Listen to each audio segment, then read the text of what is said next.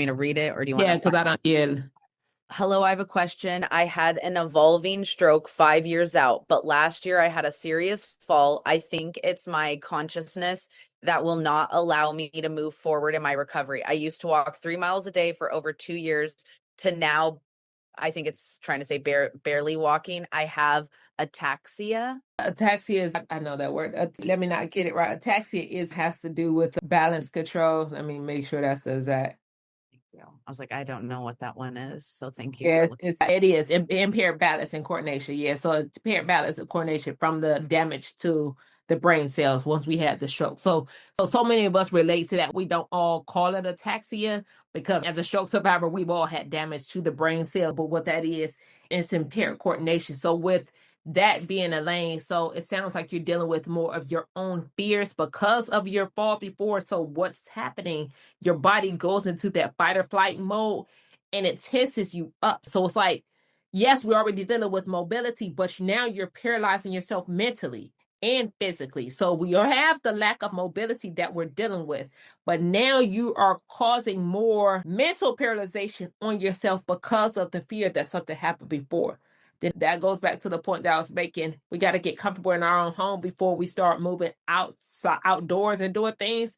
So you got to find your comfort level in your home with doing these things. So therefore you can move about and you feel better when you go outdoors. But going outdoors would not be something that I would say to do till you can surpass that level in your home to say, hey, I feel a little better. I'm pushing myself a little more. I can get up and down out of the chair. I'm doing air squats or seated squats.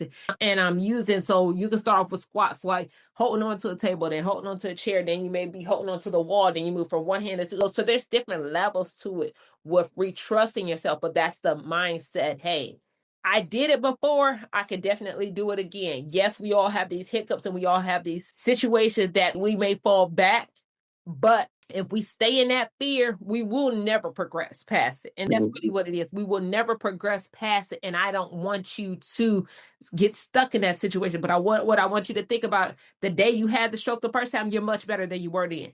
Just as the day you had the stroke, you couldn't see yourself here 3 years later. But now that we know you surpassed that, you had that stroke, you got there before, so you could get there again. But it's going to take your mindset shifting to change to say, hey, that did happen to me, gave me a little setback and scared you a little bit.